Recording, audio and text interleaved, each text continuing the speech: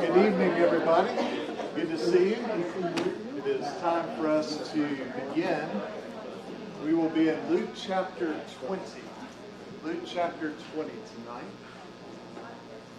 And a few weeks ago, I put a quote up, and our accounting friend, Mr. Dvorak, recognized it, so that encouraged me to put another quote up from the movie. So does anybody recognize this quote? Batman, that's right. Batman Begins. So if you've seen the movie or haven't seen it, Bruce Wayne, not to spoil it, but that's Batman. Bruce Wayne comes out of a hotel, and he's got these two models, and everybody's dripping wet because they sort of took a swim in this aquarium. And he runs into his childhood friend, and he's sort of embarrassed, and he says something like, you know, this is not who I am. And then she does this quote, you know, it's not who you are underneath, it's what you do that defines you. And then to sort of close the loop, toward the end of the movie, he rescues her, and she's like, who are you? What's your name? And he quotes that back to her. She's, you know, it's a great moment. So I want to share a couple illustrations with you from teaching and public speaking. And I'm not so concerned whether you find these helpful. I mean, I hope you do. But it's more of a physical illustration, then we'll have a spiritual application to it. So those of you that were in here the first class, I mentioned sort of my philosophy on teaching. Not so much lecture, more of participation. So based just on what I have said in this class, if somebody asked you, hey, that class that John Watts guy teaches, does he want participation? How would you answer that question? Yes. Okay. Yeah, see it worked. This is good. If it was dead silence, this would really make me feel bad. I'd probably just leave. I mean, I feel bad enough that as the other teachers were pointing out, all of you are like as far back as possible. I don't know what's, you know, exactly going on. But what if, say, every class, when somebody spoke up and started talking, I appeared annoyed. And I come over and, you know, let's see if there's a Windows update I can do, and, you know, you're still talking, and I was just very dismissive of anybody making comments. Even though I've said I want participation, based on my actions, how would you answer the question if your friend, and you could answer very candidly, honestly, hey, does he want participation in his class? What would you say? He says he wants to, but my actions, what's our expression? You know, our actions speak louder than words. And so we might say something, but it's directly contradicted by our actions. And, you know, we have this sort of difference here, or contradiction. And so here's an example from public speaking. So imagine that instead of this being a Bible class, this is a boardroom meeting. And you guys are the board of directors, or you're the C-suite levels, you know, the CEO, the chief information officer, chief marketing officer, and I'm the controller. And I say, guys, we have had a terrible 2021. All the data's in, all the adjustments have been made. Here is where profits have been for the last 5 years, averaging this level. 2021 is just horrible. Profits went through the floor. Now, do you understand what I'm saying? What am I saying with my words?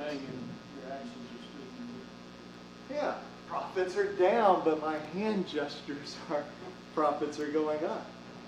So we're going to do one more movie reference. You know, Don made this okay because he talked about all sorts of movies. So did anybody see the original Shrek? There's a scene where the bad guy is picking from 3 women, and he has to choose And so he's asking for advice, and one of his henchmen says, "Number 3, my lord, number 3." Okay? It doesn't quite fit. All right? Well, there's something that a lot of times we do as speakers. We'll talk about from Genesis to Revelation. Or we'll say from January to December. Or from, Jesus talked about the blood of the prophets. And just ironically is from A to Z. So you understand my words, but is there something a little inconsistent with my actions, my hand gestures? Let's say we go A, B, C, D, E. Does that strike you as sort of odd?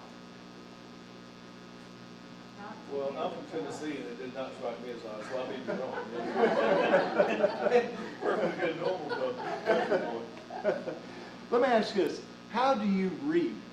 Raise the hand that starts where you read or where the beginning of time is. It's on your left. You read from left to right. So we put up a chart, and we have months going, January, February, March, April. But see, as speakers, a lot of times, we do it from our own perspective. We say January, February, March, April, May. We don't really think about it. But it's opposite for the audience. Now, it's not obvious, and we just did this little experiment. It's not obvious like saying, number 3, my lord, number 3. Or prophets have just plummeted. See, that's sort of jolted. So our words say one thing, our actions say something else. Now, this timeline, I'm just using this as an example. It's more subtle. It doesn't jolt you. If I said, hey, in chapter 1 this happened, and then chapter 5, and now we're in chapter 20, you don't go, wait a minute, why is he doing that? That's backwards. But at a subconscious level, it affects our understanding of what the speaker is saying. And so, if we want to be the most effective, we want to remove any barrier to our audience understanding what we're saying. Now, again, this isn't a class on teaching techniques or public speaking techniques. I'm using this as an example. If we profess to be Christians, and I say, I'm a Christian, I believe in the Bible, and you guys work with me, you're not Christians, and every other day I stumble into work clearly hungover. Does that seem inconsistent with what I'm professing with my words? Yeah, it's a little inconsistent. If I say, hey, we should treat people fairly, and then you observe me cheating people. It's like, well, wait a minute, that doesn't quite fit. Don ended the sermon, which I was going to tell you, Don, I thought those 4 points at the end were great. We can say, he's not my Lord, and I'm not following his rules. Or, he's not my Lord, but I'll follow his rules. But the third one is the dangerous one, right? He's my Lord, but I'm not going to follow the rules. And that can be done very sort of blatantly, or it can be more subtle. So we're told that, for example, if we are a Christian wife and we're married to a non-Christian husband, we certainly should try to teach that husband, but he may say, I don't want to hear it anymore. So how can we win that person to Christ? What does the Bible tell us? With our actions. Now, if our actions are we're stumbling in the front door drunk every night, probably not real persuasive. But there can be more subtle things. So we want to have as close of alignment as possible between what we say and what we do. At least for me, it's certainly not going to be perfect. But we want that as close as possible. It's almost like you go to shake hands with somebody. Have you ever done it? And you sort of miss? It's really awkward. That's what, like prophets are just down this year. That's obvious. But sometimes it's more, it just doesn't quite connect. And we want to make it as close as possible. So keep these thoughts in mind as we go through this chapter, because we're going to see some examples, and maybe even in some future ones. Now, we ended in Luke 19, what was Jesus doing at the end of 19? What was the dramatic event at the end of Luke 19? Cleanse the temple. I think that's what is under consideration here in chapter 20, starting off in these first 4 verses. So he was teaching the people in the temple, which that's what he was doing literally at the end of 19. So we have 3 groups of people. These are kind of the big guns. I mean, the Pharisees, I think, are a little gun shy, maybe. These are the 3 big groups now. Chief priests, scribes, and elders come up to Jesus. Now, was Jesus of the correct tribe to be a priest? Was he the most highly trained rabbi or scribe or Pharisee or Sadducee? What kind of diplomas did Jesus have? He had none of this. But he's sure causing a ruckus. I mean, he's coming into Jerusalem and they're saying this is the king, and he's throwing people out of the temple, talking about, you know, my house of prayer, and you made it a den of robbers. Pretty dramatic stuff. And so they say, verse 2, tell us by what authority you do these things, or who it is that gave you this authority. Now, Jesus a lot of times answers questions. We'll see in this chapter there's going to be sort of the unanswerable question that's posed to Jesus. And we'll see if he can deal with that. But he says, I tell you what, I'll answer you if you answer me. What's the question he posed to these chief priests, scribes, and elders?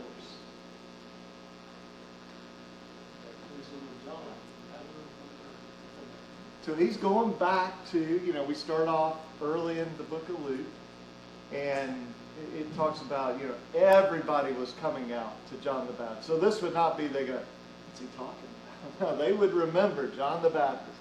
So he says, hey, that baptism, was that just something John made up? Or was that from God? Now, that's a fair question. I mean, if all these people are going out to John, who presumably had no training in the rabbinical schools, was not a scribe, etc. You know, we'd want to know, well, where's this guy getting this? And so here's what they say in verse 5. They kind of, you know, they're talking to Jesus over here. He asks the question. I get the sense that they say, we got to go huddle over here and talk this thing through. So if we say from heaven, then what will, they know what Jesus will ask them. What will Jesus ask them? Yeah, you just told me it's from heaven. Why didn't you follow it? So we can't do that. So the other alternative is not from heaven, it must be from men. Well, if we say that, they don't talk about what Jesus will say. Who are they concerned about?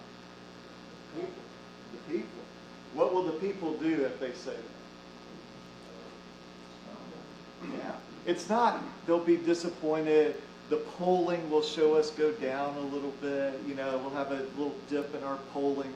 No, they say, they'll kill us because the people are convinced John is this prophet. So this is a really bad position for these people to be in. Either it's from God and we didn't obey it, or it's from man and we're going to get killed by the people. So they chose to create option number 3. What is option 3?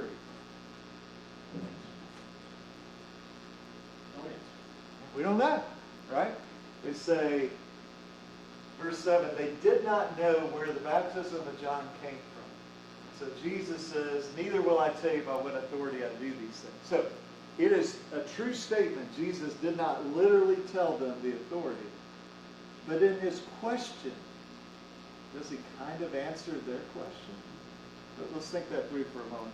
If John the Baptist was from heaven, if they had said it's from heaven, then what about when John the Baptist said, behold the Lamb of God, this guy I'm not worthy to untie his sandal? See, that kind of answers the question. John is from God, and he's saying, this guy Jesus is so far above me. It does answer their question. Now, he didn't answer it directly, but he's getting them thinking with questions. And I remember a really long time ago, I read something that said, you cannot think without asking questions. And I thought, well, that's not true. Is that true? And I, like realized, well, I just asked a question. And so for, I don't know, 35 years, I've been trying to think of a way that that's not true. But I think it's true. We only think in terms of questions. And so he asked this question to get them to think. And so he doesn't give them a direct answer, but I think he did answer their question. So then he began to tell the people. So keep in mind, two groups here. So Jesus is standing here. These chief priests, elders, scribes are talking to him. And then, I mean, they're still listening. We'll see that. But it seems like he turns his attention to the people. And he says, let me tell you this story. So the story is we've got a landowner. And where does he physically go? Goes to another country. So he's not there to work his land. So what does he do? I have to do the work. Yeah, he says, I'm going to get some people. They'll basically live here on the land. They'll take care of it, and I'll get a cut of it. And they'll get a cut of it. Pretty fair arrangement. And so when it's time for him to get his cut, he sends a servant and says, give me my portion. And what do they do to that servant? Beat him up. Beat him up. There must have been some weird misunderstanding. Maybe he didn't have the right papers, or, I'm going to give him a seal, and I'm going to send another servant. What do they do to that guy? All right, this is really weird. We'll do a third one. What do they do to the third guy? They beat him up.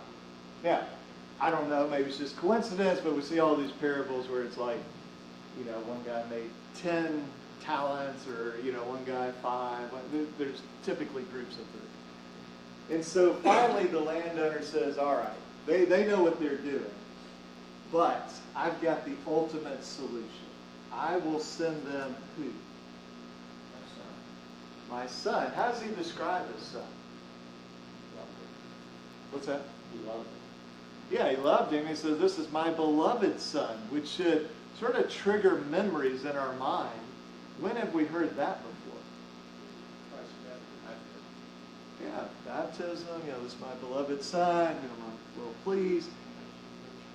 Yeah, and so we've got up here through verse 12, the wounded. Verse 13, send them my beloved son. Now, they recognize, the sort of workers there recognize that this is the son. And so instead of going, wow, this is impressive, he sent his son to us, they start thinking this thing through. What's the conclusion they come to? Yeah, if we kill the son, who gets the property?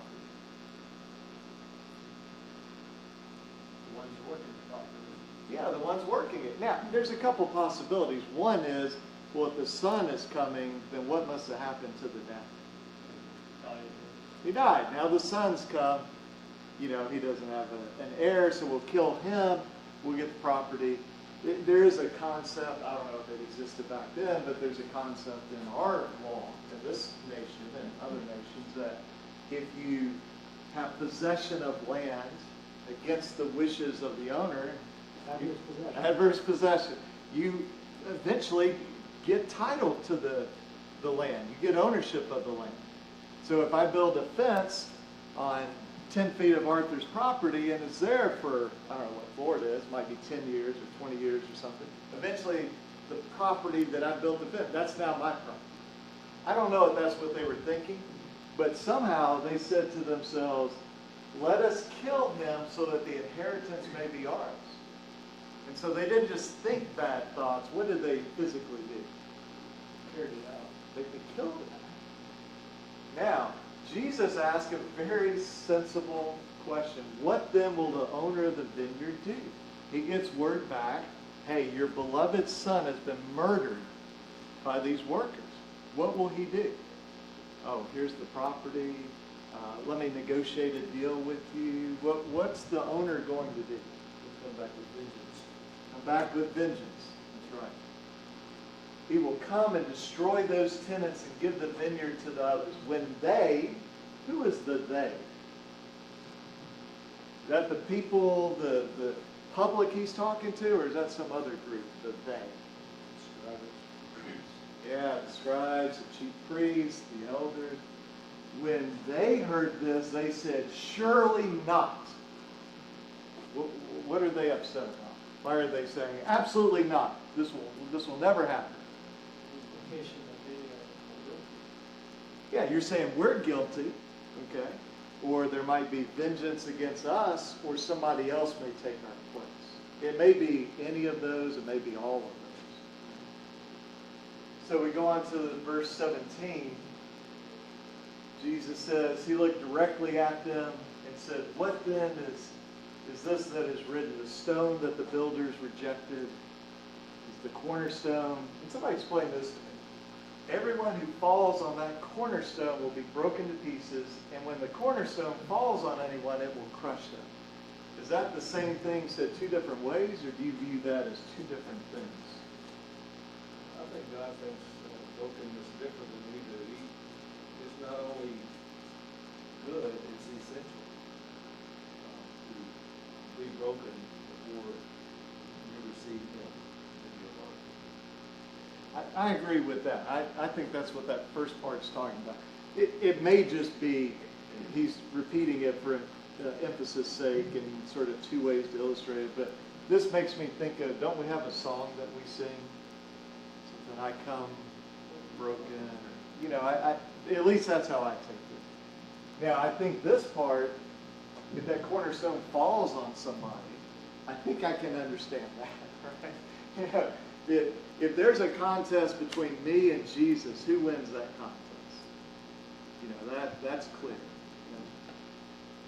And you can find that in Psalm 118, verse 20. Yeah, we have all these references to, you know, the cornerstone in Old Testament and really New Testament.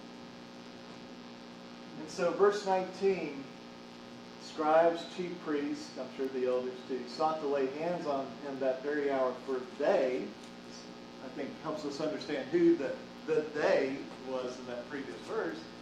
They perceived Jesus had told this parable against them. So they're really upset. And why aren't they doing anything about this? Why aren't they seizing Jesus and punishing him for this or killing him? Why aren't they doing that? Because they were afraid of the people. They're afraid of the people. Now, remember, it was like 5 minutes before. They said, oh, wow, if we say John the Baptist was from man, the people will kill us. And so they know Jesus is very popular right now. And they can't just go seize Jesus and take him. Remember, how did he come into the city? We got people like throwing their cloaks or palm leaves down and, you know, the king and all that type of stuff. So here's their solution, verse 20. So they watched him and sent spies who pretended to be sincere so they could catch him in something he said. And then they could turn him over to the governor. So here is verse 21. You gotta love this flattery here, right? So if somebody ever walks up to you and says something like this, you know, Arthur, I just know you're like the best guy ever and the most, you know, it's like you should be a little bit suspicious, like, all right, what's the deal here? We know you speak and teach rightly and show no partiality, truly teach the way of God. Here's the question. It's a really good question. To a person who is of Jewish heritage, who is living as a conquered people under the Roman Empire, is it lawful for us to give tribute to Caesar or not? So remember, he put them in a spot. Is baptism John heaven or man? And, you know, boy, either way, we're in trouble. That's a pretty good question. What if he says, yes, pay taxes to Caesar? Who does that get him in trouble with? Yeah, the Jewish people. You're telling us we have to pay this horrible heathen empire that's conquered us. What if he says, no, you don't need to pay taxes to this corrupt, evil, conquering people? Who does he get in trouble with? The Romans, right? And this was, if we go back, remember verse 20? They want to deliver him up to the governor. The governor doesn't care if he's sort of riling up, some Jewish law. He does care if you're not paying taxes. 23, not surprisingly, Jesus perceived their craftiness and said, show me the coin. And what's the deal with the coin? What's on the coin? What's on our coins? Seal, we have, the government. And so he says, whose likeness and inscription does it have? So he's making them answer this question. Caesar's. Then render to Caesar the things that are Caesar's and God the things that are God's. Now, did they go, well, that's not very impressive. You have to pick one. just answer one. Or what did they say in response to this? Oh. Yeah. I mean, these are the same people that were trying to trick him. They're like, okay, that was really good. Caesar owns this coin, give him his portion, but if you're supposed to be owned by God, and you're supposed to have the image of God stamped on you, then give to God what he deserves. Really great answer. So they're not quite done. Now the Sadducees come. And so, some of us learned this in little kid Bible classes. See, I never learned those songs, okay? I'll just say I have this gap in my knowledge. Like, Kelly learned these songs of the 12 sons of Israel and the 12 apostles, and she has some songs she knows with knuckles that tells her, like, what month has 28 days and what has 30. I never learned that, okay? So don't ever, pick me for Trivial Pursuit on, the sons of Jacob or something. But what's the deal with the Sadducees? How do we keep them straight from the Pharisees? They don't believe in the resurrection. And so how do we remember that? That's sad, you see. Yeah, it's sad, you see. See, I can remember that. So they deny there's resurrection, and they say, here is the question no Pharisee has ever been able to answer. I mean, we've taken our best shot at you now. We're bringing out the ultimate question. So remember, under the Old Testament law, if you marry and you die without a kid, the husband dies, what's the obligation of the brother? Marry and produce a kid for sort of to carry on the dead brother's lineage. And so they say, woman marries, husband dies, no kid. Second brother marries her, dies, no kid. Third, fourth, fifth, sixth, seventh, no kid. And they all die. And, this resurrection thing that you guys claim there is, who's she married to? Now, they had bad motives. But can we appreciate? That's a really good question. That is a really effective question. Because what do? You go, well, I guess we'd go with the first husband. Or maybe the last husband. Maybe you do like Solomon, split the baby and say husband number 4. I don't know. You how do you pick? So how does Jesus answer this? I think Don referenced this passage, at least in a little sort of blurb in a box. Mike is on stuff. I think the real question is why they keep marrying them. you gotta obey the law, man. so here's we have sons of this age marry or given in marriage, but those who are considered worthy of resurrection neither marry or given to marriage, for they cannot die; they're equal to angels. So that's his response. Okay? But look at this. But the dead are raised, even Moses showed in the passage about the bush, where he calls the Lord the God of Abraham, God of Isaac, God of Jacob. This is sort of the, is it not written type of thing. And he's not the God of the dead, but of the living, for all live to him. So this is a pretty subtle point that he's making this huge deal out of. the fact that at the burning bush it says, God is the God of Abraham, Isaac. He makes this whole theological point on what?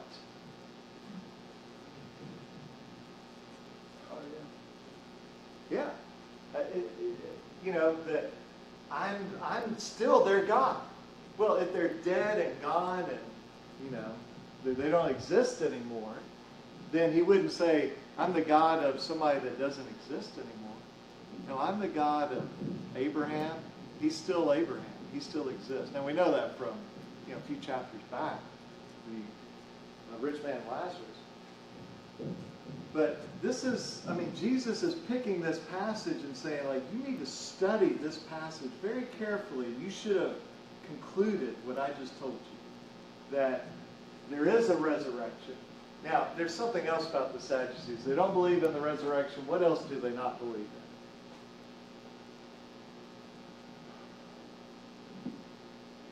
They have harps and wings and angels. So he just sort of subtly puts that in there, right? Like, let me just point out, guys, not only are you wrong with the resurrection, but you got the whole angel thing wrong here. You know, they are equal to angels in verse 36. And so they didn't go, well, that's not persuasive. Instead, verse 39, some of the scribes, not all of them, but some of the scribes answered, you've spoken well. Now, what we do know is they, so I think this is pretty inclusive, they were like, okay, this isn't working. Like, we did the Caesar thing, we did the unanswerable question, which he had a fantastic answer for. This is just not getting us exactly where we want to be. Now, we might say, all right, Jesus, like, you beat him. You're done. Verse 41, but. So they're not asking him any more questions, but Jesus says, I'm not done with you yet. Let's keep talking. How can they say that Christ is David's son? For David himself says in the book of Psalms, the Lord said to my Lord, sit at my right hand till I make your enemies your footstool. David thus calls him Lord, so how is he his son? So let's kind of define these. First of all, do we all agree, it's well understood, the Messiah would be the son of David? You know, so we've got that. Take this first expression, the Lord said to my Lord. Is this one person or two people we're talking about? Is there one Lord or two Lords? Two. All right, so who's the first Lord? God the Father. Yeah, we'd say this is, you know, God the Father. Said to my Lord. So this is David talking. So who would the second Lord be? God the Son. God the Son, the Messiah. And so David, this is Jesus' question to him. He says, well, how can David say that God the Father was talking to the Messiah, calling him Lord? I mean, how could somebody be Lord of Jehovah? And this is still David's kid, right? And so he's pointing out that, you know, David is dead by the time the Messiah is born, but yet we still say he's the son of David. And so Jesus is hammering home this point, maybe a couple points, that when you're dead, you don't cease to exist. There's still existence. And also, hey, I am Lord. And remember, we went back a few chapters. We have these predictions of, is it the destruction of Jerusalem? Is it second coming? Is it the establishment of the kingdom? What's going on? Even the last chapter we talked about, he tells this parable because there were those who thought the kingdom of God was about to appear immediately. So he's still talking about that, at least in some respects. And then we get to the end, and again, we might think, okay, you completely dismantled them. It's over, but Jesus is not done. So verse 45, in the hearing of all the people, I want to stop right there. Is it always necessary to correct people publicly? Well, let me ask you, is it ever appropriate to correct people publicly? Do we have any examples in the New Testament, not talking about Jesus doing it, but somebody correcting another Christian publicly? Yes. Yeah, Paul and Peter. I mean, Paul makes a point, like apparently in front of the whole congregation, like, I withstood him to his face. You're being this hypocrite. Now, is that the only way to correct error among those who believe in God? Yeah, who did they correct? Apollos. Now, let's just take a moment. Apollos to me is a fascinating character. It says, you know, he's just this eloquent speaker. Nobody could stand before him. And yet what he's teaching, is it correct or incorrect? When we first meet Apollos, is he teaching the truth or not? No. He's not teaching the truth. He has an incomplete knowledge. So this husband and wife, and were they teachers in some rabbinical school? Did they have, you know, Harvard degrees? How prestigious were Aquila and Priscilla? Yeah, they were just normal people. So they go up to this guy who's this amazing speaker, and they say, hey, we want to talk to you. And you don't have a full knowledge yet. So that took some guts on the part of Aquila and Priscilla, right?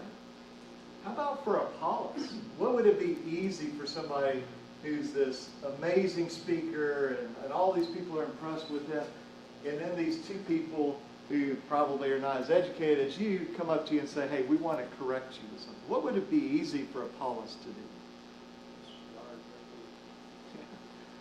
I really don't need your help, okay? But he didn't do that. And so he changed. And now he's out there doing. And there's a weird scene where Paul says, I asked Apollos to go do something. Now, let's just stop there. If the Apostle Paul asked you to do something, what's the percentage from 0 to 100 that you're doing it? 100. He asked Apollos to do something. Do you remember what Paul said Apollos told him? I don't have this up because I wasn't thinking of it. But he said no. He's got something else to do. And it's not written in a way like, oh, Apollos sinned or something. It's just Apollos was an amazing guy. So just a fascinating character.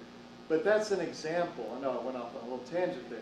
But that's an example of sometimes we correct people publicly, sometimes privately. Jesus made a point, what he's going to end this chapter with. Did he do this privately to the scribes? No. This is very publicly. It's pretty strong language. Beware of the scribes who like to walk around in long robes. What would be the significance of that? The showing of this grand entrance. Yeah, a friend of mine, I've never been to a place like this, but a friend of mine changed careers about age 50 and became an Episcopal priest. And, you know, the sort of weird sense of humor of me, I like, well, are you a priest or a priestess? But apparently they just call it priest. They said, well, hey, will you come watch me? It's called like an investiture or something like that. I've never been in an Episcopal church before. I mean, there are people with like tent poles and flags, and they're dressed in these robes. Like, you know, when we say, hey, I'm getting my Sunday clothes on, what do we mean? Suit, maybe a tie, you know, a dress, something like that. No, these people, I mean, it's like robes and, you know, somebody's like swinging something. I'm not sure what it was, but, you know, that's the impression I have here is they wanted it very clear that all of you recognize me as a scribe. That's very important. And as a scribe, what do I love when I'm walking around the marketplace, Publix, those types of things? What do I want people to notice about me and do to me? They look up to you and greet you as something special. Look up to me, greet me, acknowledge who I am. I want the best seats in the synagogues. You know, I was watching little video. So there's, I don't know if anybody follows mixed martial arts, but there's a guy, Dana White, who has an ownership interest in the UFC. And there's a video of he's on his private jet and sitting in a seat, and Mike Tyson walks up to him and says, "I want that seat." You know, Dana White gets up and Mike Tyson sits in. Yeah, that's sort of what I get here. They say, "I want the seat, the best seats, the places of honor." And so this is all very impressive. But then Jesus says, this is what they would say to you, how holy they are, how righteous they are, but what are their real actions? What are these people that dress so nicely and have all the accolades? What are they actually doing? Yeah, it's for show. I mean, strong language, devour widows' houses, and for a pretense make long prayers. Why are they making long prayers? What's this? First of all, is there anything wrong with long prayers? Do we say if you go over 5 minutes, you're sinning? Who would that be a problem for if that was true? Yeah. The one speaking. Yeah, it'd be a problem for Jesus, you know? Right. And so there's nothing wrong with long prayers, but in this context, why are these scribes doing long prayers? Because they have a lot to say to God? Why are they doing it? For show and Shows. So on the Sermon on the Mount, Jesus talks about if you help the needy, it's a really good thing to do, but you do it so people can see you, what reward do you get? What do you not get?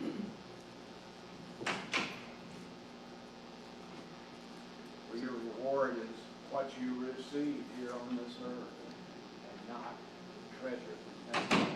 So if I go help somebody and I make sure somebody films it and then I put it on social media so people go, wow, look at that guy. He was so nice. That's the only reward I get. What do I get from God for doing that? Nothing. What if I'm fasting and I say, but I'm going to put on the appearance so all you guys know that I'm fasting because, you know, you guys don't fast 3 times a week. I'm fasting 3 times a week. That's the only reward I get. If I make this long prayer just for show, will people may praise me? Does it mean anything to God? You know, it means nothing good to God. It may mean something bad to God. Because look at this last part. They will receive the greater condemnation. So these people that we would view, these are the scribes. These are the masters of the Old Testament law. And they look right, they get all the honors, but they're really doing bad things to people, particularly widows. And God says, Jesus says, they have just a horrible fate waiting for them. And so this is our chapter where they're really pushing him these very difficult questions. You know, imagine if the Holy Spirit didn't give us his answers, just gave us the questions. We might be sitting here going, I don't know how he got out of that, you know, do we pay the Caesar the taxes? Or I don't know about that. The 7 brothers, I mean, you know, I'm with Don, like, why do they keep marrying her? But, like, they did, so how do you answer this question? But the Holy Spirit gave us the answer. And all these people are like, okay, we're done. we're, at least for this chapter, like, we have nothing more. So, any final thoughts? I think we have a minute or two. Jesus Go ahead. uses a tactic that could be used today, put the onus on the other side when challenged by questions that may arise. What do you think distinguishes between when Jesus answers a question directly and when he may say, well, I'll tell you what, I'll answer your question if you answer my question. What do you think distinguishes that? Their intention, what's behind that. Yeah, their intention. Now, he certainly answered questions where there were bad intentions, that Sadducee thing, bad intentions. But, you know, that this is a tactic. We also learn from Jesus the power of asking questions. Right? When we're studying with somebody, there's a lot of power in saying, will you tell me? Let me ask you this question. You know, or what does the Scripture say? We have all these references that, you know, he didn't quote chapter and verse because they didn't have it. He just says, y'all remember about the burning bush? You know, what did God say? Or Or do you remember David said this in Psalms? You know, or I think Hebrews in the book there, it says, somewhere it is written. You know, so we don't necessarily have to be precise with it, but just, hey, what does the Bible say about David or Saul or Solomon?